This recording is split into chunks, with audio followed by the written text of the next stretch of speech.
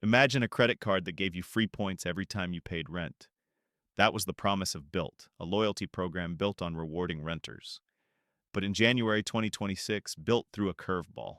It unveiled Bilt 2.0 with three new cards: Blue, dollar fee, Obsidian, 95, and Palladium, 495, and rewrote the rewards playbook. Now, rent and mortgage payments still incur no transaction fee, but earning points on those bills isn't automatic.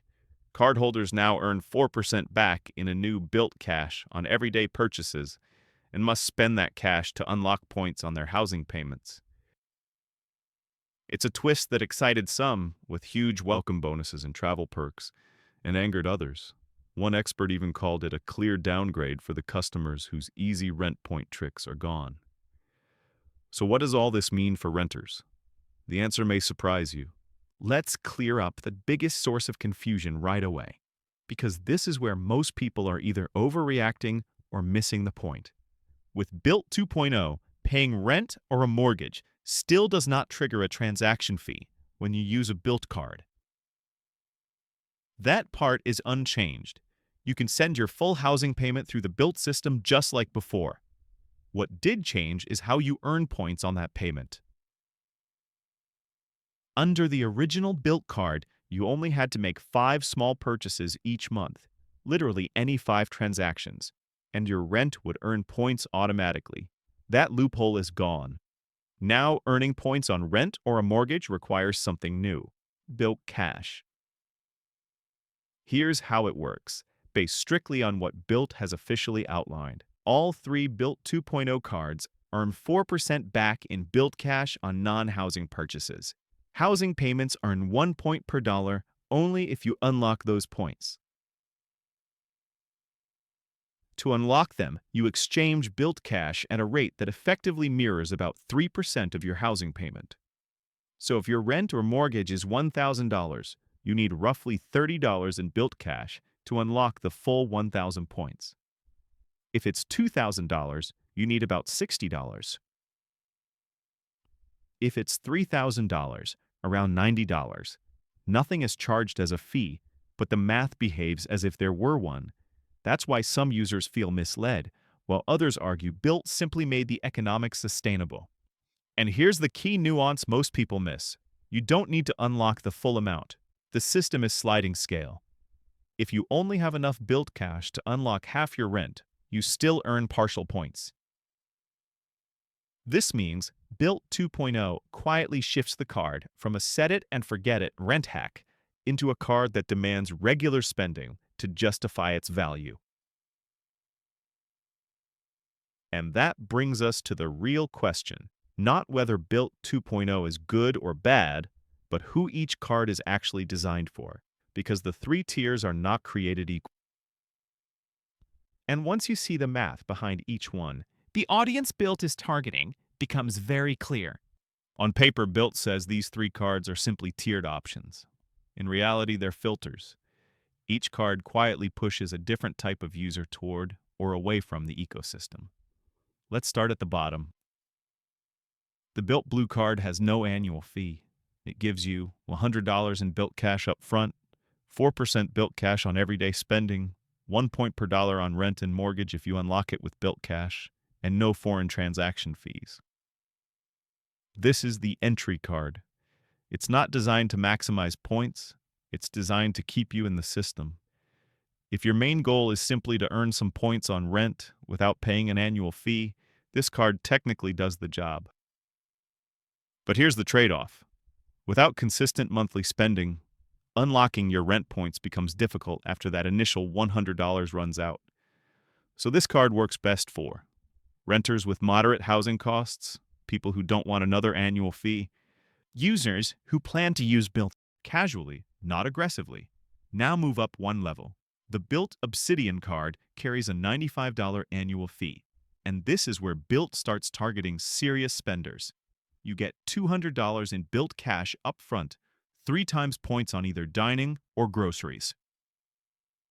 You can choose which category to earn 3 times points on: dining or groceries, capped at $25,000 per year.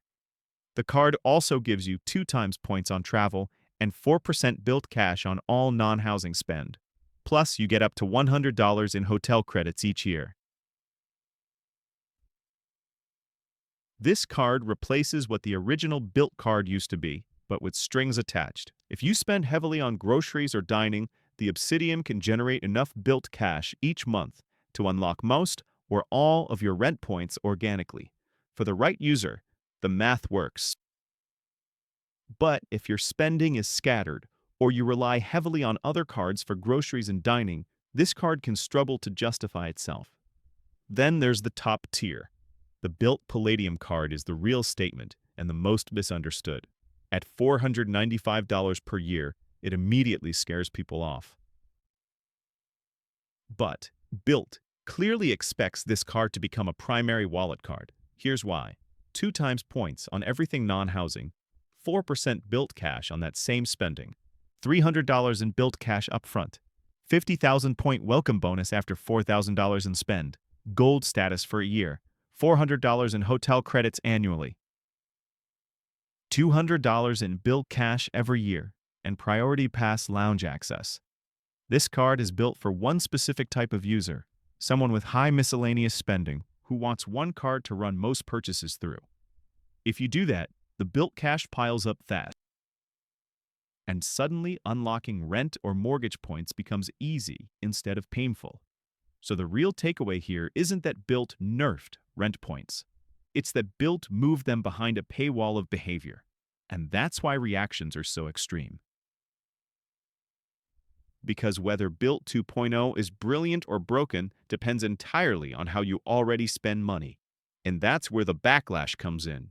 Because not everyone fixed the profile Bilt is now prioritizing. The backlash around Bilt 2.0 didn't come from nowhere. For years, Bilt attracted a very specific crowd, renters who wanted free points with minimal effort. 5 small purchases a month, sometimes literally buying 5 bananas, was all it took to earn rewards on one of the biggest expenses in American life. That behavior is now gone. Under Bilt 2.0, you can still pay rent and mortgages without a fee, but to earn points, you must generate enough Bilt Cash through real spending. And for many users, the math simply doesn't work. If your rent is high and your monthly card spend is low, you might need to spend over half your rent amount on the card just to unlock points. That's a deal breaker for people who use multiple cards for category bonuses, don't want to shift spending behavior, or relied on Bilt purely as a rent-only card. That's why some longtime users are calling this a downgrade. Not because the rewards disappeared, but because the effort requirement increased dramatically. But from Bilt's perspective, this change solves a serious problem. The original Bilt card was famously unprofitable for its issuing bank. Giving out rewards on rent without meaningful spending elsewhere simply doesn't scale. And Bilt has already switched issuers once, a red flag for any long-term program. Bilt 2.0 appears designed to fix that. By tying rent rewards to everyday spending, Bilt ensures that users who earn the most points are also the users generating revenue. In other words, the program now rewards engagement, not just participation. That's why some creators say the cards aren't ruined, they're just more realistic. And here's the uncomfortable truth. If Bilt hadn't changed the economics, the entire program might not have survived at all. But there's one more layer to this update that almost no one is talking about, and it could end up being the most valuable part of Bilt 2.0. It's not about rent, it's about what Bilt Cash can quietly buy you beyond points. Up to this point, Bilt Cash sounds like a gatekeeper, something you lose just to earn rent points. But that's only half the story. What Bilt Cash really represents is a shift in how Bilt wants to reward loyalty. According to what's been publicly explained, Bilt Cash isn't just a rebate. It's a flexible currency inside the Bilt ecosystem, and unlocking rent points is only one possible use. Here's what Bilt Cash can also be used for: hotel bookings through the Bilt travel portal, dining and fitness partners inside the Bilt network, Lyft rides at a 1-to-1 value. And most interestingly, buying access to better transfer bonuses. That last point matters more than it sounds.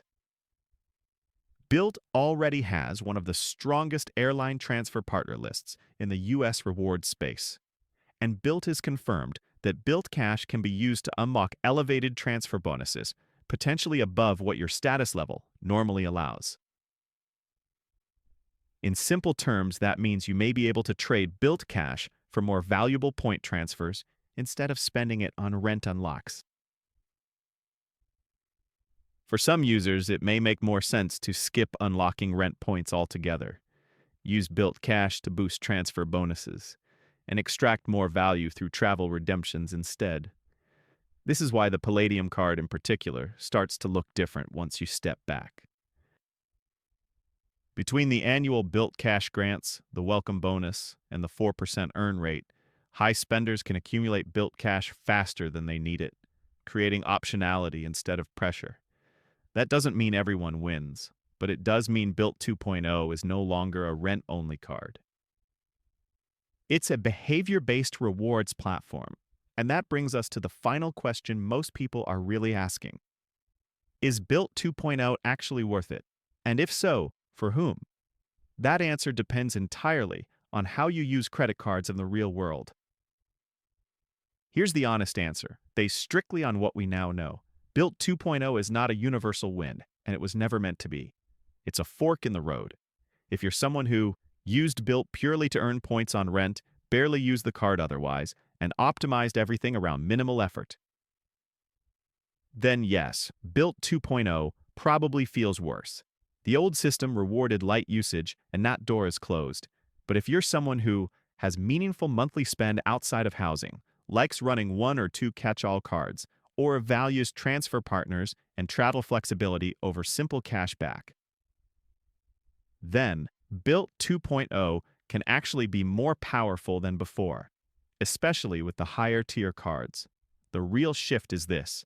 Bilt is no longer rewarding ownership of the card. It's rewarding how much you actually use it. And that puts it in line with where the broader US credit card market is heading.